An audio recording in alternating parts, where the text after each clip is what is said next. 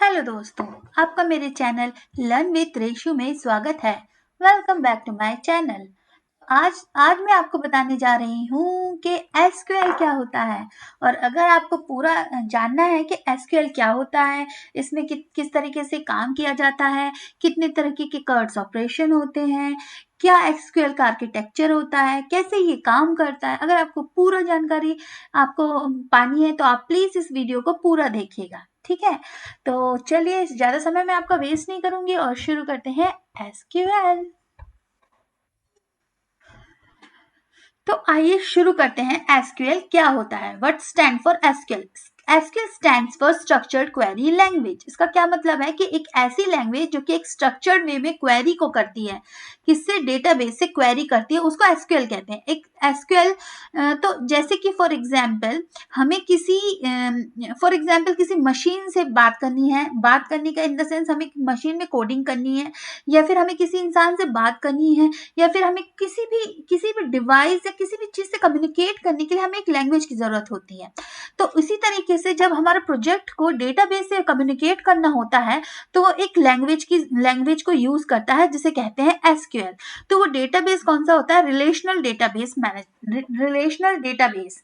तो एसक्यूएल जो एक ऐसी लैंग्वेज है जो कि किसी भी प्रोजेक्ट को रिलेशनल डेटाबेस से कम्युनिकेट करने में हमें यूजफुल होती है। ठीक है, अब एसक्यूएल के थ्रू हम डेटा को रिलेशनल डेटाबेस में स्टोर कर सकते हैं, मैनेज कर सकते हैं। और रिलेशनल डेटाबेस मैनेजमेंट क्या होता है ये भी मैंने अपने पुराने डेटाबेस इंट्रोडक्शन वीडियो में एक्सप्लेन किया है कि रिलेशनल डेटाबेस को मेंटेन करने के लिए जो सिस्टम बनाया जाता है उसे कहते हैं रिलेशनल डेटाबेस मैनेजमेंट सिस्टम।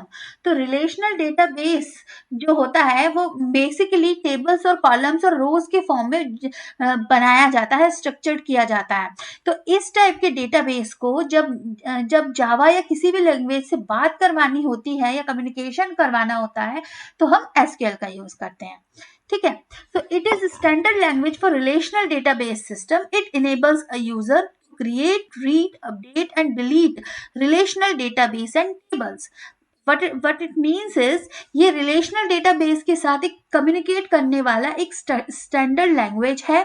ये यूजर को मतलब इनेबल कराती है। ये इसके through user create, read, update, delete और कई तरीके के रिलेशनल डेटाबेस और टेबल से मैनेज कर सकते हैं, मतलब फीचर्स यूज कर सकते हैं। रिलेशनल डेटाबेस में कई फीचर्स होते हैं, जैसे कि डेटा को क्रिएट किया जा सकता है, डेटा को रीड किया जा सकता है, डेटा को अपडेट किया जा सकता है, डेटा को डिलीट किया जा सकता है और डेटा को एडिट किया जा सकता है। तो इस तरीके के ऑपरेशंस को परफॉर्म करने के लिए एसक्यूएल यूज की जाती है। ठीक है, तो एक तरीके से सभी तरीके के relational database management system like MySQL, Informix, Oracle, MS Access, SQL server, ये सारे सिस्टम्स एसक्यूएल को ही यूज करते हैं। एसक्यूएल ही एक ऐसी लैंग्वेज है जो सबसे ज्यादा यूज की जाने वाली लैंग्वेज है, जो कि पुराने समय से लेकर अब तक, जब इसका ओरिजिन हुआ था तब से अब तक ये चली आ रही है। मतलब इसका कोई और ऑप्शन अभी इतना ज्यादा यूज नहीं हुआ है। एसक्यूएल सबसे ज्यादा यूज किए जाने वाली क्वेरी लैंग्वेज है। ठीक है, और ये यूजर्स को SQL allows users to query the database in a number of ways using English-like statements. इसका क्या मतलब है कि SQL queries का यूज करके हम डेटाबेस से इंग्लिश टाइप ऑफ सेंटेंसेस की तरह भी क्वेरीज कर सकते हैं, डेटाबेस की वैल्यूज को फैच कर सकते हैं। तो ये तो हो गया हमारा short introduction of SQL. SQL क्या होता है, किस टाइप के डेटाबेस से वो कम्युनिकेट करने में हमें हेल्प करता है। ठीक है, जब एसक्यूएल के एग्जीक्यूशन होता है, एक्सेल क्वेरी के एग्जीक्यूशन होता है, कैसे उसका प्रोसेस होता है, आइए चलिए वो देखते हैं। तो देखिए, जैसे ही हम कोई एसक्यूएल कमांड को एग्जीक्यूट करते हैं किसी भी रिलेशनल डेटाबेस मैनेजमेंट सिस्टम में, जब हम एसक्यूएल कमांड को एग्जीक्यूशन करते हैं क्या होता है, जो रिलेशनल डेटाबेस सिस्टम होता है वो सब फिगर आउट करता है कि कौन सा बेस्ट वे है, कौन सा बेस्ट पॉसिबल वे है अपनी रिक्वेस्ट, जो कि एसक्यूएल क्वेरी की रिक्वेस्ट है, उसको एसक्यूएल इंजन के थ्रू इंटरप्रेट करने का। ठीक है, तो ये जो है रिलेशनल डेटाबेस मैनेजमेंट की फंक्शनैलिटी है कि वो एसक्यूएल क्वेरी को पढ़कर अपने डेटाबेस इंजन में इसको फिगर आउट करे कि कितनी जल्दी हम इंफॉर्मेशन को फैच कर सकते हैं। ठीक है, उसके बाद क्या होता है, वेरियस कंपोनेंट्स, इस प्रोसेस में क्या होता है कि सारे कंपोनेंट्स इंक्लूड होते हैं, जैसे कि ये कंपोनेंट जो होते हैं engine optimization, query engine, query dispatcher और क्लासिक एक्सेट्रा, इस टाइप के कंपोनेंट्स के थ्रू ये जो प्रोसेस पूरी होती है। इसका मतलब ये है कि जैसे ही आरडीबीएमएस के पास क्वेरी गई, आरडीबीएमएस उस फिगर आउट करता है कि कैसे उस एसक्यूएल क्वेरी को एग्जीक्यूट किया जाए। उस एग्जीक्यूशन प्रोसेस में वो ऑप्टिमाइजेशन इंजन, क्वेरी डिस्पैचर, इन सब कंपोनेंट्स का यूज करता है और ऑप्टिमाइज करके बेस्ट पॉसिबल सोल्यूशन को फैच करता है और फिर हमें डिस्प्ले करता है। ठीक है, सारी नॉन एसक्यूएल क्वेरीज जो होती हैं वो क्लासिक क्वेरीज इंजन के थ्रू हैंडल होती है, लेकिन जो एसक्यूएल क्वेरी इंजन जो होता है वो लॉजिकल फाइल्स को हैंडल नहीं करता। ठीक है, तो ये हो गया अपना प्रोसेस। अब हम देखते हैं कि ये कैसे होता है। देखिए, जब एसक्यूएल क्वेरी जो होता है क्वेरी लैंग्वेज प्रोसेसर के पास जाता है, क्या होता है, यहाँ पर पार्सर और ऑप्टिमाइजर्स जो होते हैं वो इन क्वेरी लैंग्वेज को प्रोसेस करते हैं। उसके बाद ये डीबीएमएस इंजन में हमारी क्वेरी लैंग्वेज की रिक्वेस्ट जाती है। इसमें क्या होता है, ये फाइल मैनेजर और ट्रांजैक्शन मैनेजर को कॉल करता है। ये दोनों मिलकर डीबीएमएस इंजन के साथ हमारे फिजिकल डेटाबेस से कम्युनिकेट करते हैं और फिर हमें इंफॉर्मेशन वापस हमारे सिस्टम को सेंड करते हैं। ये तो हो गई हमारी एसक्यूएल क्वेरी की परफॉर्मेंस और प्रोसेस। अब आइए चलिए समझते हैं एसक्यूएल कमांड्स क्या होती हैं। अभी तक आपने एसक्यूएल प्रोसेस के बारे में जाना है। आप आगे इस वीडियो को पूरा कंटिन्यू देखिएगा, आपको एसक्यूएल से रिलेटेड काफ़ी सारी इन्फॉर्मेशन में प्रैक्टिकल एक्सप्लेनेशन भी बताऊंगी, लेकिन अभी मैं आपको थोड़ा थ्योरी समझा रही हूँ ताकि आपको थोड़ा, मैं आपको एज ए न्यू कमर ही ले रही हूँ जिसे एसक्यूएल के बारे में कुछ मतलब स्टार्टिंग से सीखना शुरू कर रहे हैं। लेकिन अगर आप बीच वाले भी हैं, मतलब जो पहले से जानते भी हैं एसक्यूएल को, उनके लिए भी ये वीडियो काफ़ी इन्फॉर्मेटिव होगी, क्योंकि कई बार हम कुछ बेसिक पॉइंट्स हैं जो भूल जाते हैं या जो मिस कर देते हैं, उनके बारे में मैंने यहाँ पर एक्सप्लेन किया है।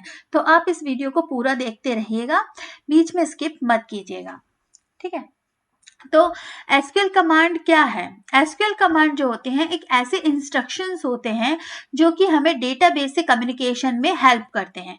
ये किसी भी तरीके के टास्क हो सकते हैं, फंक्शंस हो सकते हैं या क्वेरी हो सकती हैं जो कि डेटा को फैच करने के लिए, मॉडिफाई करने के लिए या मैनेज करने के लिए यूजफुल होते हैं। ठीक है, और एसक्यूएल से हम कई तरीके की टास्क परफॉर्म कर सकते हैं, जैसे कि हम टेबल को क्रिएट कर सकते हैं, डेटा को टेबल में ऐड कर सकते हैं, हम टेबल को डिलीट या ड्रॉप कर सकते हैं, हम टेबल को मॉडिफाई कर सकते हैं, हम यूजर्स के लिए परमिशन सेट कर सकते हैं। ऐसे कई तरीके के नंबर ऑफ फंक्शंस होते हैं जो कि हम एसक्यूएल के थ्रू परफॉर्म कर सकते हैं।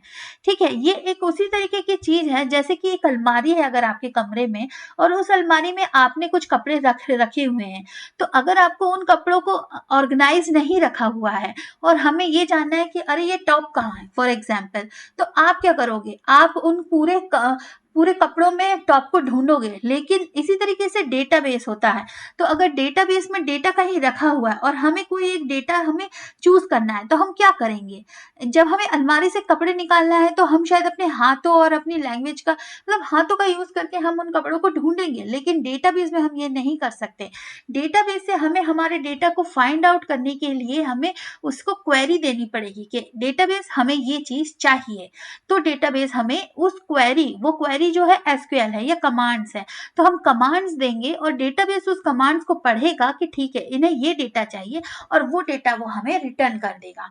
अब वो डेटा किसी भी वो कमांड किसी भी तरीके की हो सकती है। एसक्यूएल हम कह सकते हैं डेटाबेस हमें एक नए रैक बना के दो जिसमें हम सिर्फ टॉप्स रख सकें। ठीक है, ये एक तरीके का हमारा टास्क है। तो डेटाबेस क्या करेगा, एक पर्टिकुलर टेबल बनाएगा जिसमें वो सिर्फ टॉप्स के इंफॉर्मेशन रखेगा। ये मैं सिर्फ एग्जांपल बता रही हूँ समझाने के लिए। तो डेटाबेस भी इसी तरीके से काम करता है जैसे एक हमारे घर की अलमारी जिसमें हम अपने डेटा यानी अपने कपड़ों, अपने चीजों को स्टोर करते हैं, उसी तरीके से हम हमारी लैंग्वेज की इंफॉर्मेशन को स्टोर करने के लिए डेटाबेस का यूज करते हैं। ठीक है, तो डेटाबेस से कम्युनिकेशन के लिए हमें एसक्यूएल कमांड्स की जरूरत पड़ती है। अब देखिए कि कितने तरीके के एसक्यूएल कमांड्स होते हैं। तो एसक्यूएल कमांड्स जो होते हैं DDL, DML, DCL, DCL और DQL, ये 5 टाइप के एसक्यूएल कमांड्स होते हैं। तो DDL एसक्यूएल कमांड्स क्या होते हैं? So DDL stands for Data Definition Language. So Data Definition Language जो होते हैं वो टेबल का स्ट्रक्चर चेंज करने के लिए यूज किए जाते हैं, जैसे कि क्रिएट करने के लिए, टेबल को डिलीट करने के लिए, अल्टर करने के लिए। ठीक है, all commands of the DDL are auto committed and means it permanently save all the changes in the database. What it means, मेरे कहने का मतलब ये है कि जो DDL की सारी कमांड्स होती है, फॉर एग्जांपल हमने किया क्रिएट डेटाबेस की एक एसक्यूएल कमांड लिखी और एंटर कर दिया या इसको एग्जीक्यूट किया, तो जो क्या करेगा उसमें अपने आप ही वो ऑटो कमिट होगा, मतलब कि वो क्रिएट कर देगा उसमें और फाइनल टेबल डेटाबेस में क्रिएट हो जाएगी। उसमें हमें अलग से कमिट स्टेटमेंट लिखने की जरूरत नहीं होगी। मैं जानती हूँ कि आपको ये चीज थोड़ी डिफिकल्ट लग रही होगी समझने में अभी, क्योंकि ये स्टार्टिंग है, लेकिन जब मैं आपको क्वेरीज लिख के बताऊंगी तो आपको ये सारी चीजें बहुत आसान लगेंगी। ठीक है, तो एक तरीके से आप सिंपल भाषा में ये समझ लीजिए कि जब हमें टेबल्स को क्रिएट, ड्रॉप या अल्टर करना होता है या फिर ट्रंकेट करना होता है तो हम DDL क्वेरीज का यूज करते हैं। ठीक है, उसी तरीके से DML क्या होता है? Data manipulation language. Data manipulation language क्या होता है? सो DML में हम बेसिकली क्या करते हैं, हम डेटा को मॉडिफाई करते हैं। ठीक है, जब हमें डेटा को मॉडिफाई करना होता है डेटाबेस में तो हम इस कमांड का यूज करते हैं। ये ऑटो कमिट नहीं होती, मतलब इनको हम रोल बैक कर सकते हैं। रोल बैक का मतलब एक बार लिखने के बाद हम इसे चेंज भी कर सकते हैं। ठीक है, तो ये परमानेंटली सेव नहीं होती। अब इसमें क्या होता है, हम डेटाबेस में डेटा को इंसर्ट कर सकते हैं या टेबल में इंफॉर्मेशन को डाल सकते हैं, इंफॉर्मेशन को अपडेट कर सकते हैं या एडिट कर सकते हैं, या फिर हम इंफॉर्मेशन को डिलीट कर सकते हैं। फिर आती है DCL। DCL क्या होती है? DCL stands for data control language. So DCL जो होती है उसमें 2 तरीके की हम एसक्यूएल कमांड्स देते हैं, ग्रांट और रिवोक। अब ग्रांट क्या होता है? जब हम यूजर को परमिशन देते हैं, अपने डेटाबेस में अथॉरिटी देते हैं, तो वो जो होती है कमांड होती है वो ग्रांट कमांड होती है। और जब हम यूजर से अथॉरिटी वापस लेते हैं तो उसे कहते हैं रिवोक कमांड। तो DCL में बेसिकली हम जो है ग्रांट और take back authority from the database user, किसी यूजर से डेटाबेस की अथॉरिटीज को देने या लेने के लिए हम DCL का यूज करते हैं। उसके बाद आती है TCL। TCL क्या होती है? TCL का मतलब होता है transaction control language. Transaction control language जो होती है ये DML कमांड्स के साथ यूज होती है। मतलब TCL जो होता है उसमें TCL कमांड को जो है DML कमांड के साथ मिलाकर यूज किया जाता है, कंबाइन करके यूज किया जाता है। जैसे कि फॉर एग्जांपल हमें किसी टेबल में डेटा को इंसर्ट करना है। ठीक है, तो हम क्या करेंगे, इंसर्ट ऑपरेशन लिखेंगे, इंसर्ट कमांड लिखेंगे और उसके बाद कमिट लिखेंगे। कमिट का क्या मतलब होगा? इंसर्ट तो करेगा ही और उसको फिर और पूरी तरीके से परमानेंटली डेटाबेस में सेव कर देगा। लेकिन अगर हम रोल बैक लिखेंगे, मतलब अपडेट किसी डेटा को इंसर्ट करने के बाद अगर हम रोल बैक कमांड का यूज करेंगे, वो क्या होगा, वो फिर से रोल बैक हो सकता है, मतलब वो वापस अपने पुरानी पोजीशन पे आ सकता है। जो हमने डेटा डाला है, इंसर्ट किया, उसे वापस हम हटा सकते हैं या एडिट कर सकते हैं।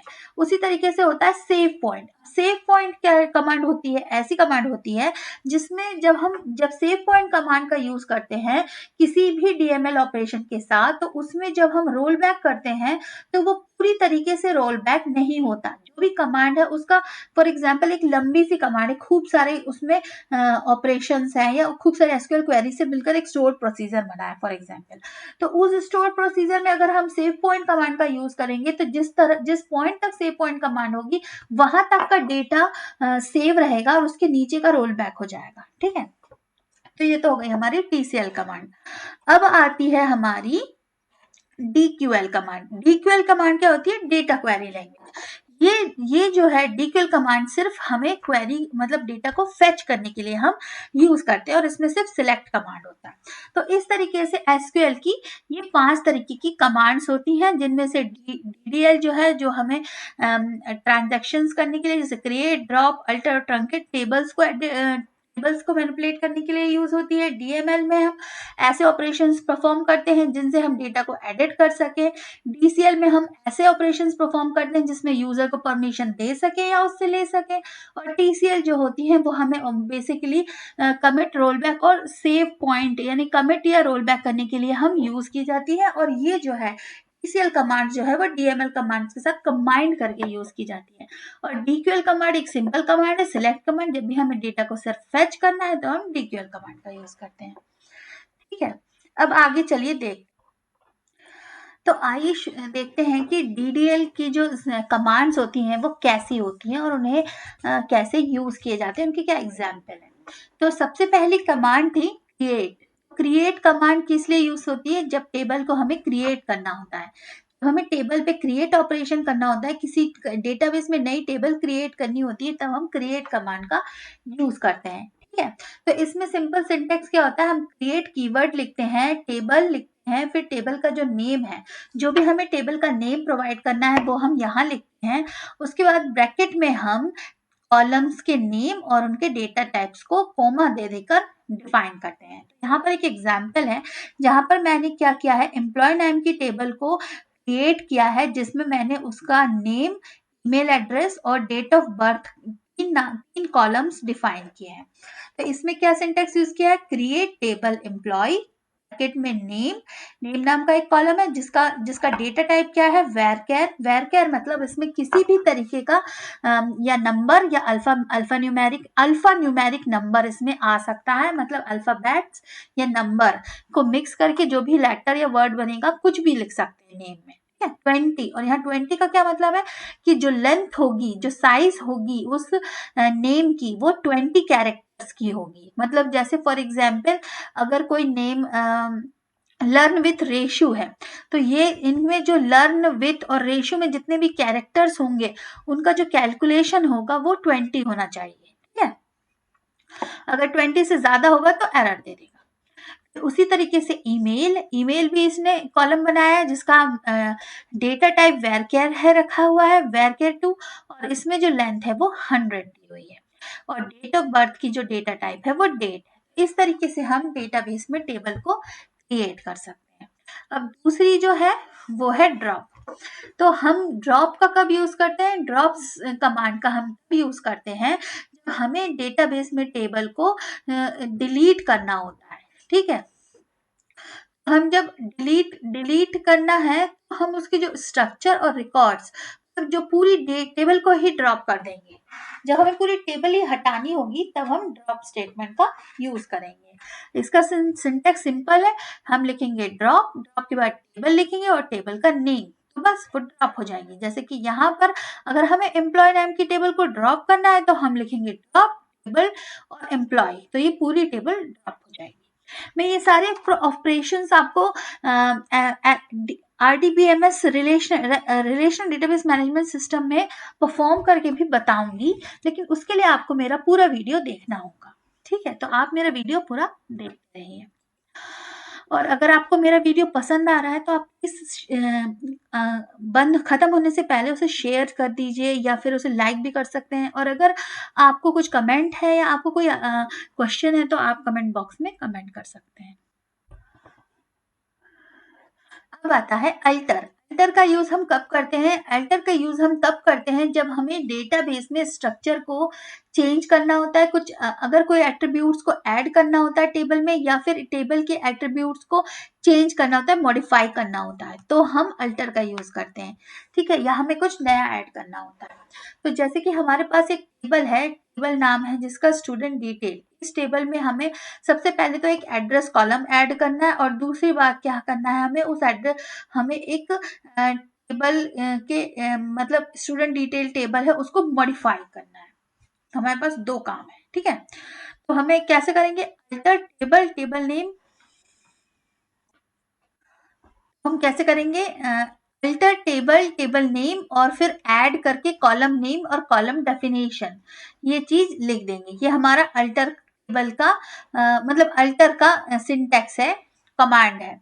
इसका एग्जांपल, जैसे हमारे पास एक स्टूडेंट डिटेल नाम की टेबल है जिसमें हमें एड्रेस नाम का कॉलम ऐड करना है, तो हम क्या करेंगे, alter table student detail add, और फिर ये कॉलम और कॉलम की डेटा टाइप और उसकी लेंथ ये डिफाइन कर देंगे। और अगर हमें एडिट करना है तो क्या करेंगे, या मॉडिफाई करना है तो alter table student detail modify और नेम और कैरेक्टर। तो यहाँ ये नहीं लिखेंगे कि पहले क्या था और अब क्या करना है, हमें सीधे जो मॉडिफाई करना है वो लिख देंगे और वो मॉडिफाई हो जाएगा। ठीक है, तो ये तो हो गया हमारा अल्टर स्टेटमेंट। उसके बाद आता है truncate. Truncate is used to delete all the rows from the table and free the space containing the table. मतलब कि देखिए, एक तो होता है ड्रॉप और दूसरा होता है ट्रंकेट। तो इन दोनों में डिफरेंस ये है कि जो ड्रॉप है वो पूरी तरीके से टेबल को ही डिलीट मार देता है, लेकिन ट्रंकेट क्या करता है, उसकी जो कॉलम्स है उसका डेटा डिलीट कर देता है, लेकिन टेबल को डिलीट नहीं करता। टेबल वैसी की वैसी रहती है, बस वो खाली हो जाती है। ठीक है, तो ट्रंकेट का सिंटेक्स क्या है, ट्रंकेट टेबल, टेबल नेम, मतलब ट्रंकेट टेबल एम्प्लॉय। तो अगर हमने एम्प्लॉय नाम की टेबल को ट्रंकेट करना है तो हम क्या लिखेंगे, ट्रंकेट टेबल एम्प्लॉय, और वो एम्प्लॉय नाम की टेबल में जितना भी डेटा होगा वो डिलीट होगा, लेकिन एम्प्लॉय टेबल डिलीट नहीं होगी। ये बात याद करने की है कि ड्रॉप और ट्रंकेट में डिफरेंस होता है। कई लोग कंफ्यूज जाते हैं और ड्रॉप और ट्रंकेट को एक जैसा ही समझ लेते हैं, लेकिन इन दोनों में काफी डिफरेंस है। तो दूसरा है DML, data manipulation language. Data manipulation language में क्या होता है कि हम किस तरीके से डेटा को मैनिपुलेट कर सकते हैं, इंसर्ट, डिलीट और अपडेट के थ्रू। पहला होता है इंसर्ट। इंसर्ट का क्या मतलब होता है, इंसर्ट कमांड वो होती है जिसमें हम डेटा को टेबल में इंसर्ट करते हैं। इंसर्ट कमांड दो तरीके से यूज की जा सकती है। एक तो हो गया, हमें ये सिंटैक्स है जिसमें हम लिखेंगे इंसर्ट इनटू टेबल नेम, और यहाँ पर टेबल नेम लिखने के बाद ब्रैकेट में कॉलम्स के नेम लिखेंगे कोमा सेपरेट करके, और वैल्यूज लिख के वैल्यूज को कोमा सेपरेट करके ब्रैकेट में लिख देंगे। एक तो हो गया ये तरीका, और दूसरा हुआ कि हम लिख सकते हैं इंसर्ट इनटू टेबल नेम और वैल्यूज लिखकर ब्रैकेट में वैल्यूज को कोमा सेपरेटेड लिख देंगे। ठीक है, इसका जैसे एग्जाम्पल है कि हमें लर्न विथ रेशियो नाम की एक टेबल है जिसमें हमें ऑथर और सब्जेक्ट कॉलम में वैल्यूज को इंसर्ट करना है। तो हम क्या लिखेंगे, insert into learn with ratio author subject values ratio and DBMS। ठीक है, तो इस तरीके से हम इंसर्ट इन स्टेटमेंट का यूज करते हैं। अब आता है अपडेट स्टेटमेंट। तो अपडेट स्टेटमेंट में क्या होता है, हम डेटा को मॉडिफाई करते हैं। ठीक है, टेबल में जो डेटा की जो वैल्यूज होती है उनको मॉडिफाई करने के लिए या अपडेट करने के लिए यूज होता है। ठीक है, अपडेट का स्टेटमेंट क्या है, सिंटेक्स क्या है, अपडेट टेबल नेम, फिर लिखेंगे set column name equals to value, फिर कोमा, फिर column name equals to value, और यहाँ पर वेयर कंडीशन भी लगा सकते हैं कि वेयर फॉर एग्जाम्पल यहाँ ऐसा है, इसका एग्जाम्पल है कि हमें क्या करना है, एक स्टूडेंट टेबल में हमारे पास यूजर नेम नाम का एक कॉलम है जिसमें हमें सोनू लिखना है, जहां पर स्टूडेंट आईडी 3 हो। तो हमें क्या करना है, update student set user name is equals to Sonu where student ID is equals to 3। इस तरीके से वेयर करें। अब इस तरीके कैसे कि फॉर एग्जाम्पल अगर मैं सिंपल भाषा में बताऊं तो हमें एक अलमारी में से तीसरे नंबर की रो में से टॉप निकालना है। ठीक है, तो ऐसा कपड़ा निकालना है जो कि टॉप हो और जो अलमारी के तीसरे नंबर की रो में रखी हुई हो। तो उसी तरीके से स्टूडेंट आईडी 3 है, ऐसे स्टूडेंट का नेम हमें सेट करना है सोनू जिसकी स्टूडेंट आईडी 3 हो। इस तरीके से हम अपडेट यहाँ पर हम यूजर नेम को सेट कर रहे हैं। ठीक है, फिर आता है डिलीट। डिलीट स्टेटमेंट क्या होता है, जब हमें डेटा को किसी रो में से डिलीट करना होता है, किसी टेबल की किसी पर्टिकुलर रो से हमें डेटा को डिलीट करना होता है तो हम डिलीट स्टेटमेंट का यूज करते हैं। तो फॉर एग्जाम्पल डिलीट स्टेटमेंट में सिंटेक्स क्या होता है, delete from table where condition. ठीक है, तो हम क्या करते हैं, it is use to remove one or more row from a table. मतलब हम क्या करते हैं कि किसी टेबल में से एक या दो रो के डेटा को डिलीट करना है। ठीक है, हम क्या करेंगे यहाँ पर, delete from learn with Reshu where author is Reshu. तो जैसे कि हमने यहाँ पर एक यहाँ जैसे इंसर्ट की थी, तो हमारी एक रो क्रिएट हुई होगी रेशो नाम की, जिसका वैल्यू हुई होगी सब्जेक्ट डीबीएमएस। तो लर्न विथ रेशो नाम के डेटाबेस में मैं रेशो नाम की टेबल क्रिएट रो क्रिएट हुई होगी। तो अगर इस रो को हमें डिलीट करना है तो हम क्या लिखेंगे, हम लिखेंगे delete from learn with Reshu where author is equals to Reshu. तो जहां पर ऑथर नाम की जो रो जनरेट हुई होगी वो डिलीट हो जाएगी। तो इस तरीके से हम डेटा मैनिपुलेशन लैंग्वेज डीएमएल का यूज करते हैं। अब आइए देखते हैं हम कि इसके बाद जो था डेटा कंट्रोल लैंग्वेज, उसका डीसीएल में कितने तरीके की कमांड होती है और वो कैसे यूज होती है। फिर आता है डेटा कंट्रोल लैंग्वेज। तो डेटा कंट्रोल लैंग्वेज में हम दो तरीके की एसक्यूएल कमांड्स का यूज करते हैं, ग्रांट और रिवोक। तो ग्रांट क्या होता है, grant is use to give access user access privilege to a database. मतलब यूजर को जो एक्सेस प्रिविलेजेस होते हैं जो डेटाबेस में वो दिए जाते हैं ग्रांट कमांड के थ्रू। इसका सिंटेक्स क्या होता है, grant select update on my table to some user and another user. मतलब there are users, some user है और अनदर यूजर है, दो यूजर्स हैं जिनको सिलेक्ट और अपडेट नाम का ग्रांट दिया है माई टेबल पे। डेटाबेस में एक टेबल है जिसका नाम है माई टेबल। उस टेबल पे ये दो यूजर अनदर यूजर और सम यूजर क्या कर सकते हैं, सिलेक्ट स्टेटमेंट को एग्जीक्यूट करा सकते हैं और अपडेट स्टेटमेंट को एग्जीक्यूट करा सकते हैं, लेकिन डिलीट नहीं कर सकते या इंसर्ट नहीं कर सकते, क्योंकि ये दो स्टेटमेंट यहाँ ग्रांटेड नहीं है। ठीक है, फिर आता है रिवोक। रिवोक क्या क्या मतलब होता है, is use to take back permission from the user. मतलब ग्रांट में अगर फॉर एग्जांपल हमने किसी यूजर को परमिशन दे दी है तो हमें उसको रिवर्ट भी तो करना पड़ेगा, तो इसलिए हमने रिवोक कमांड का यूज किया करके हम वो कर सकते हैं। तो रिवोक कमांड में क्या होगा, revoke select update on my table from user 1 and user 2। मतलब क्या होगा, इस स्टेटमेंट में क्या है, यूजर 1 और यूजर 2 से माई टेबल पर सिलेक्ट और अपडेट कमांड्स को एग्जीक्यूट कराने का जो उन पर राइट्स है वो ले लिया जाता है। तो वो सिलेक्ट और अपडेट कमांड्स माई टेबल पर यूजर 1 और यूजर 2 एग्जीक्यूट नहीं करा सकते। तो ये हो गई अपनी डेटा कंट्रोल लैंग्वेज, इसमें कंट्रोलिंग हो रही है डेटा की। अब आती है transaction control language TCL. TCL मैंने जैसे आपको पहले बताया कि टीसीएल में हम कमांड्स को DML commands, data manipulation language के कमांड्स इंसर्ट डिलीट अपडेट के साथ मिक्स करके यूज करते हैं। तो यहाँ पर एक एग्जांपल है कमिट कमांड का। कमिट कमांड का यूज होता है डाटा ट्रांजैक्शन को सेव करने में डेटाबेस में। तो हम सिर्फ कमिट लिखकर कॉलन लगा देते हैं, कमिट कमांड हो जाती है। जैसे कि यहाँ लिखा है delete from customers where age is 25। तो कस्टमर टेबल से सारी चीजें डिलीट करनी है जहां पर एज जो है 25 हो। ठीक है, और यहाँ लिख देंगे कमिट, तो ये सारी चीज परमानेंटली डिलीट हो जाएगी। फिर दूसरी है roll back. Roll back command is use to undo transaction that have not already been save to the database. मतलब कि अगर हम यहाँ पर रोल बैक की लिख देंगे delete from customer where age 25 roll back, तो हम क्या होगा, यहाँ डिलीट तो होगी और फिर वो रोल बैक हो जाएगी। ठीक है, ये हो गया रोल बैक, मतलब फिर से वही की वही हो जाएगी। उसके बाद फिर है save point, is use to roll the transaction back to the certain point without rolling back the entire transaction. तो सेव पॉइंट नेम लिखकर हम इसका सिंटेक्स बनाते हैं। तो ये तो हो गई हमारी ट्रांजैक्शन कंट्रोल लैंग्वेज। अब आती है हमारी सबसे आखिरी वाली लैंग्वेज जिसे कहते हैं डेटा क्वेरी लैंग्वेज।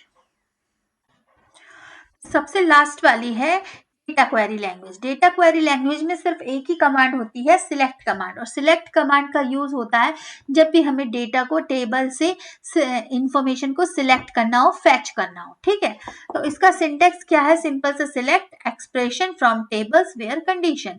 मतलब जैसे कि हमें क्या करना होता है, सिलेक्ट करना होता है फॉर एग्जाम्पल एम्प्लॉय नेम को, एम्प्लॉय नेम, सारे एम्प्लॉय नेम को सिलेक्ट करना है फ्रॉम एम्प्लॉय जहां पर एज जो है वो 20 से ज्यादा हो।